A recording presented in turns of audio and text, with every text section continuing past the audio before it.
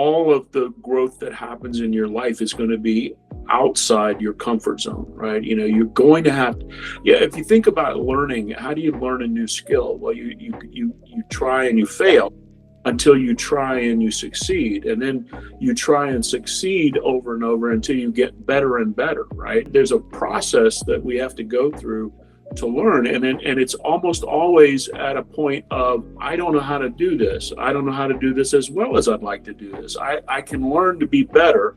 Maybe I should get a coach. There's those kinds of deliberations. And yet when you think about that phrase, right, all growth happens outside of your comfort zone. And the corollary to that is the enemy of a great life is a good life, right?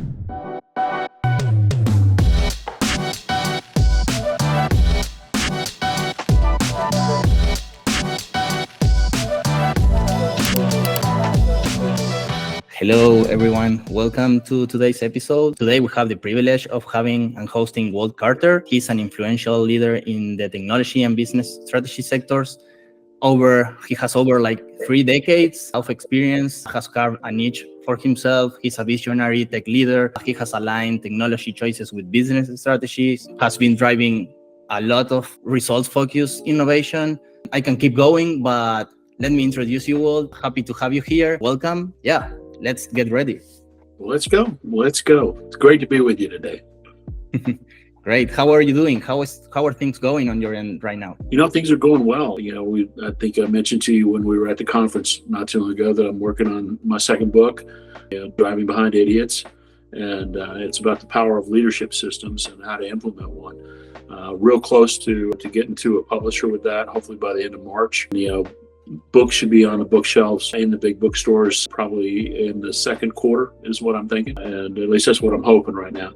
But it's going really well. And writing the first book helped me a lot, and it helped me clarify my thinking on some things. And I'm having that same experience this second time with the new book. Just a lot of new things to think about, or new ways to think about old things. And so the writing process really helps clarify what you think.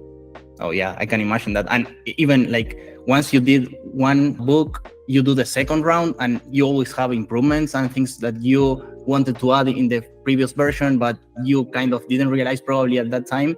So the more you do, the better you get. Yeah, that's great. So congratulations on that, and looking forward to it. Thank you. Thank you very much. Well, I understand you had some questions. Oh yeah.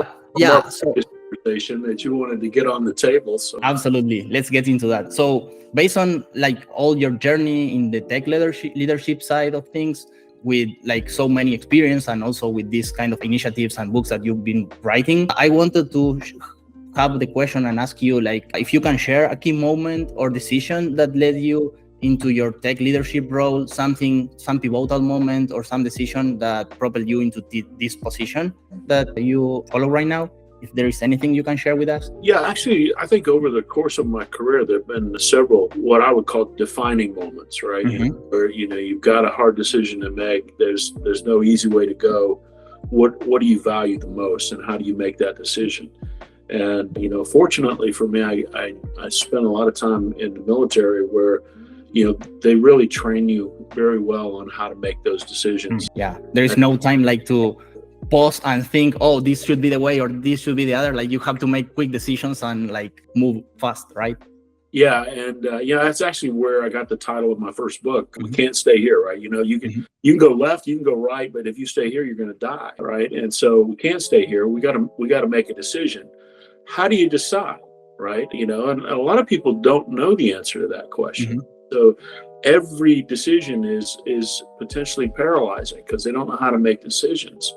Yeah. And they don't know the answer to why do you want a different outcome? Why do you want to move? Why do you want to change? Right. So I think once you get to a point in your career where you understand that the technology is actually pretty simple most of the time, by comparison to the real problem is how do I get the people, the individuals, the humans to tell me what they really want and why they want it. This guy Simon Sinek is out there talking a lot, and he's great, by the way. I'm a big fan, but he says start with why. Why do you want to do that? Why do you want to have this podcast? Right? And my answer is, I do podcasts because I want to learn. I learn by having these conversations with others, right? And if I stay in my monastery, right, and think deep thoughts by myself, I don't grow. I don't learn. Yeah, exactly. Only Sometimes others. Yeah, sorry about that. Go ahead. No, I was just going to say that sometimes you have to move out of your comfort zone and like challenge yourself, like doing different stuff, and that leads you to making decisions. Like it's like you can't stay there, as you were saying in your book and in your presentation that I had the luck to be able to attend in the last conference. So that's great. I guess also, yeah, sorry.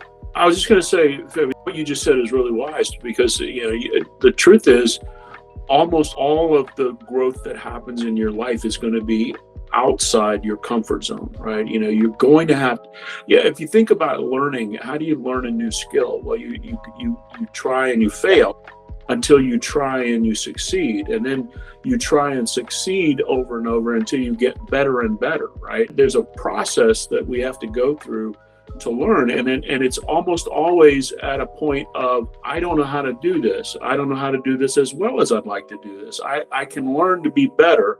Maybe I should get a coach. There's those kinds of deliberations, and yet when you think about that phrase, right, all growth happens outside of your comfort zone. And the corollary to that is the enemy of a great life is a good, right? I don't want to go outside my comfort zone. Walt, I'm happy here. Right? I'm having a good life. Okay, but you could have a great life if you could. Yeah. And you maybe sometimes you don't know which are those different moments or different enhancements to your life until you really get into it, and then you see that it was better than what you originally were before. Or if it is not better, then you learn and you know how to try the next time and to change the decision so you can move to the next place. There's also a lot of value in learning of, these are things that I don't like to do, and I'm never going to get good at this. Yeah, exactly. I'm never going to be the best at this. I should go find something else that I can put my time into that I can actually be, great at, right? It's one thing to learn to do something and then suck at it for the rest of your life. It's another thing, to hone skills that you could be great, that will make a big difference for you. That's completely true. Yeah.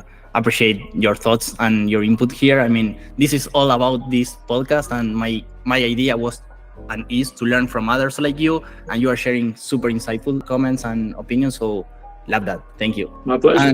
And, So, I mean, in the same alignment, like making decisions and going one way or the other and taking risks, basically, I guess you have to make a lot of risks. Like you get some really good honors on some decisions, leadership on some companies you were before. And so could you tell me a little bit on how does it feel like? How is the process like? Because you've been learning a lot in these steps. And so how do you drive growth through these challenges and changes, specifically in technology, which is kind of the side you've been also making really good impact there? So philosophically, I would tell you that, I'm a big fan of what I call indirect integration. I think many people call it that. There's a smart way to wire things together, and there's a dumb way. And hardwiring everything directly is almost always a dumb way, right? And so if you think about indirect integration, and you think about it from a pure math perspective, right? The more nodes you add in a direct connection type of environment, the more you're building a giant hairball. Right, and if you can figure out a way to use architecture and service buses and intelligent bundling of APIs and things like that, you can actually create a really lean, clean architecture that still moves all of the volumes of data. But at a core, you got to think about I need a capability, and then I need a capacity on that capability. Those are the only two things that we really worry about, to be honest with you, is what is the capability that I'm trying to enable, and then what capacity does it need to have out of the gate, and can I grow it and extend it across multiple lines, right? How do I get max value out of this thing? So again, if you start to think about it from a technology perspective, and you think about it that way, the way an architect thinks about building systems, most of the time you get it right. And like I said, technology is pretty simple compared to the human alignment problem. Right. And, and then, then you get into that human alignment problem and you realize it's just really about finding out what people want, why they want it, and then aligning what your technology choices are to what those business needs are. Right. And then helping people decide to come along. Right. And that's really the art. And I think to some degree, the fun of it. Right. It's just, I also say this, from a technologist perspective, the thing that always lights me up and gets me fired up about technology is that every once in a while you turn something on that you built and the customer's going, oh, wow, I had no idea you guys could do that. That's so cool. Right. Yeah. That's what gets you excited about being in this world. Exactly.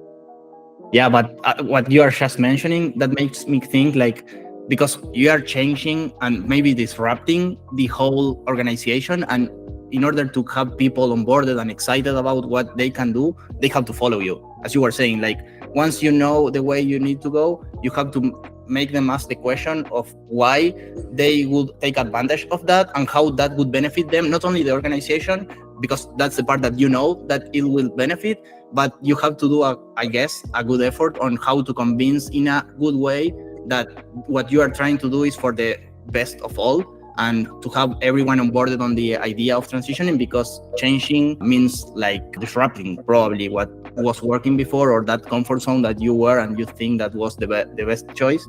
So I guess that's my guess, but maybe you can tell me better, how you get people onboarded with ideas, or how you push forward, to get everyone on the same page. The easiest way, I think, is to present the problem. The easiest way to get people to buy into a solution is to get them thinking about the problem with you, get them thinking about what the constraints on the solution are, right? Because a lot of times the number one constraint on a solution is, well, we don't have that kind of money, Walt. We can't spend that kind of money, right? So we can't just go buy that and fix the problem. We're going to have to build something ourselves. Okay, what other constraints are there? Sometimes if you identify the problem, get them thinking in their prefrontal cortex about what that problem really means to them, to the people outside of them, the rest of the organization, their customers, the other stakeholders, right? And you start changing those hats, getting those perspectives, right? And the more they think with you about the problem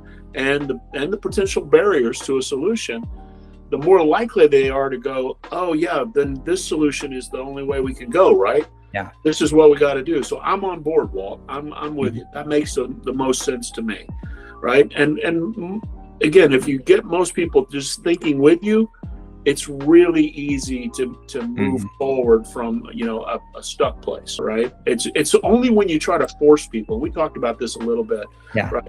Try to force people and you direct or tell, their immediate response is, oh heck no. I have on top of my head the exercise that you started introducing the day you were presenting, and it was I need you to move here and occupy the first row of the scenario, and it was in the way you did it, it was not an ask or you have to move here. It was why don't you move here? We are going to be blah blah blah, and you were explaining the benefit of having everyone paying the most attention out of it, and literally everyone moved to the first row, without you telling, hey, come here because I need you here. And it was kind of incredible. And I do it that way for a reason, obviously, is just to highlight that point, right? Because everybody also recognizes the truth of what I'm saying, right? If you tell Walt what to do, Walt's response is, oh heck no, I'm not doing that. Exactly. First reaction is to say no. That's exactly. If you're in a position of power over me, then I don't feel like I can say no. I may have to say yes. Yeah. But that doesn't mean I want to do it or that I'm going to do it. It just means I'm saying yes to get you off my back. Yeah. Right? Yeah. And so, oh yeah, that sounds like a great project, Fabian. We're going to do that. Not really. Yeah. I mean, you have to gain the confidence and the commitment, and then everything runs smoothly, without forcing anyone. So I completely agree with that. Yeah, it hardly ever runs smoothly, but it does run. Yeah. Which is the main thing, right? And that's, like I said, this is the fun part of what we get to do in technology is we get to create a whole new world on a regular basis, and really get people excited about the tool sets that we bring to life. Yeah. So that gives me like, it's true. I mean, I feel it, like your leadership in and your development on this, like you have a really good passion, and like I feel like you feel it, like when you are leading and like making changes and trying to, you get challenged, but at the same time you love like having organizational modifications, let's say. So that leads me to the next question, which is, which are those principles or small practices in that process of making effective leaders in the next generation, let's say?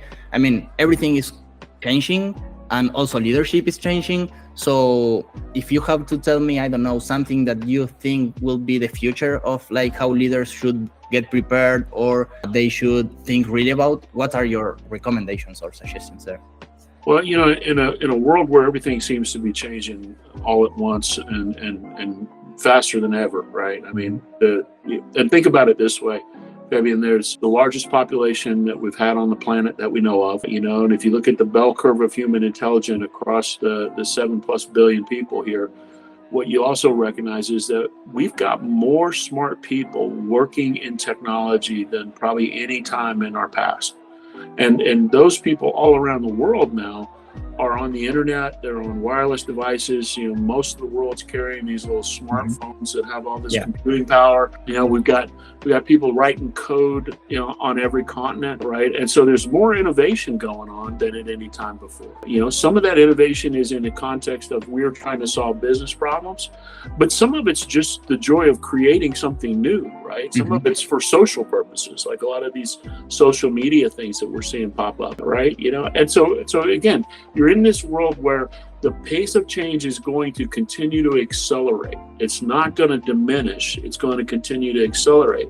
As a leader, then, how do you accommodate that? How do you allow yourself to be in the flow of the change, not be overrun by it, not be overcome by something disruptive that somebody built in their garage?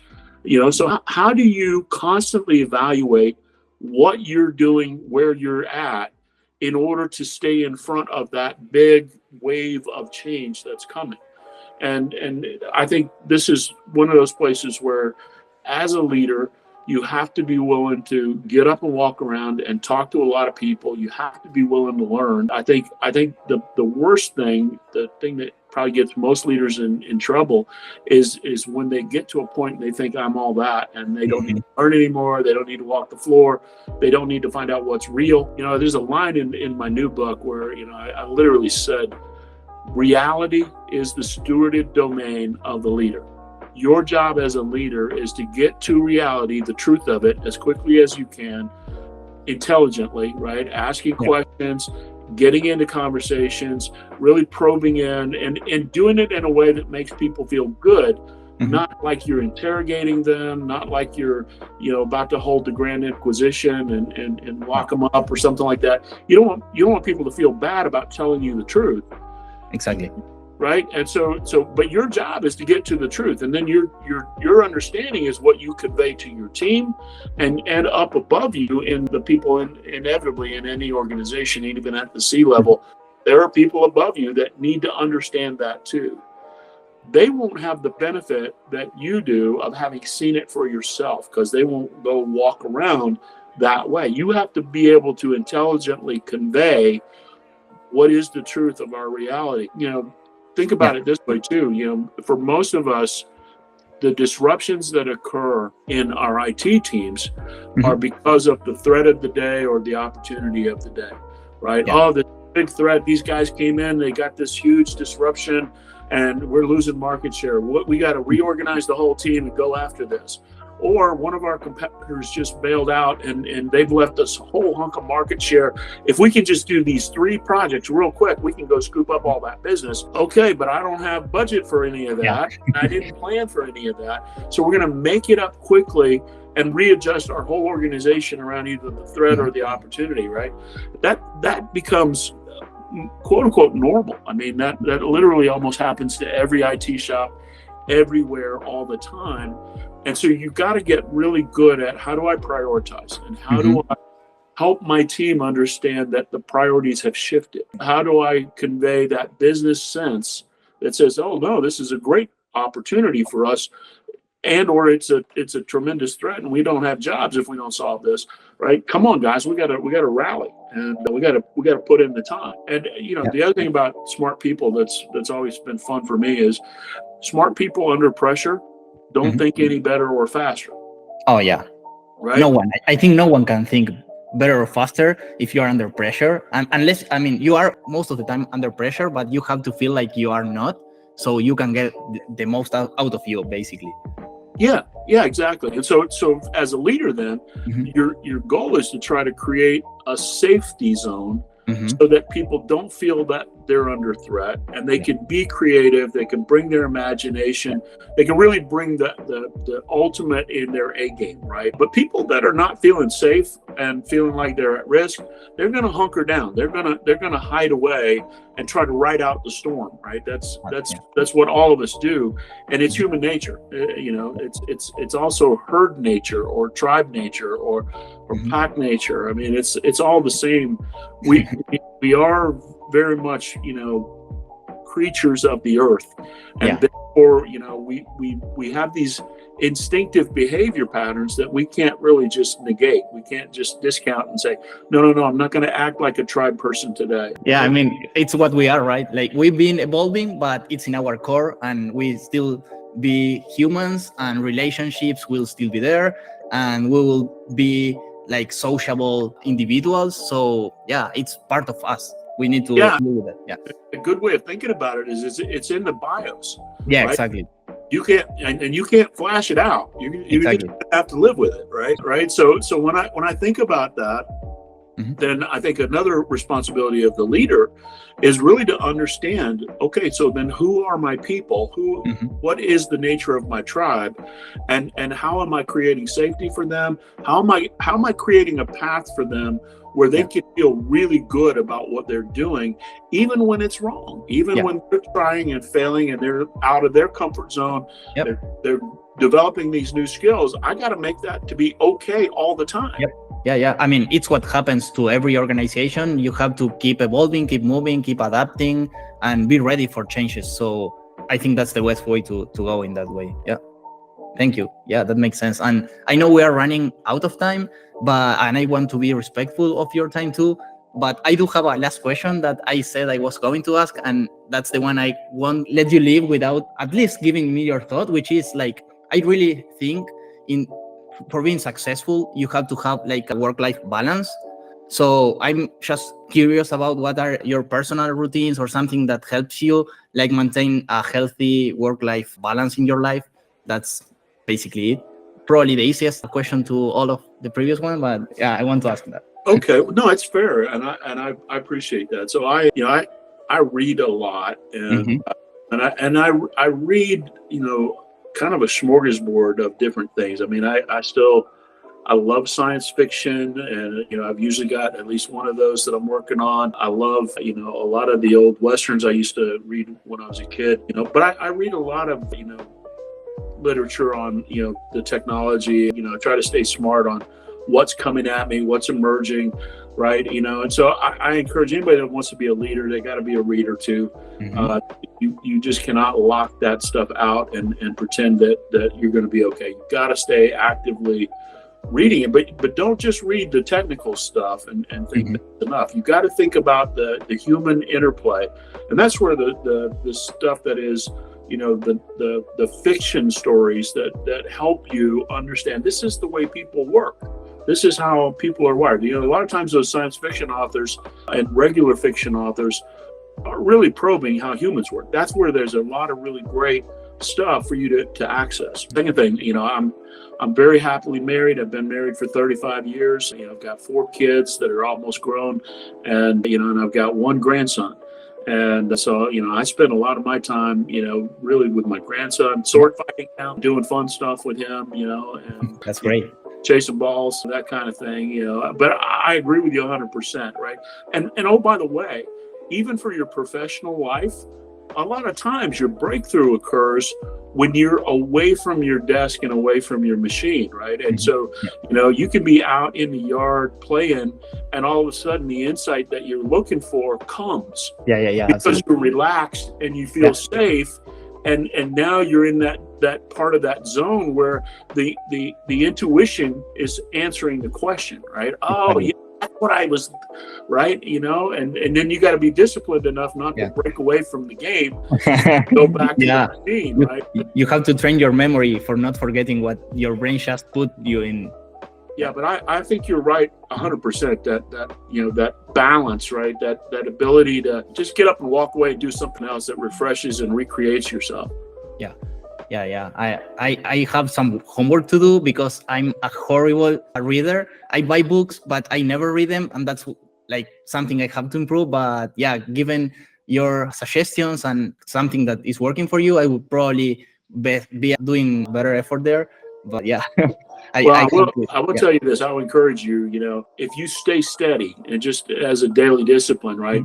Just pick 20 minutes and say, look, I'm going to read for 20 minutes. Yeah. And even if I read horribly for 20 minutes, read for 20 minutes. And then 3 months. Yeah, you get into the routine, and then you make that a habit, and then that habit gets into a place where you really enjoy and like that. And when you are looking back into it, you are already in. So yeah. And something else I heard the other day from, I think it was, it's the Black Swan guy, Nicholas Talib, I think is his name. He said, if you start reading in your 20 minutes and you're bored out of your mind and it's not something that you really want to read, close that book and go open a different one, right? Don't punish yourself, right? Find something that you can enjoy. And I thought that's pretty good advice, right? Yeah.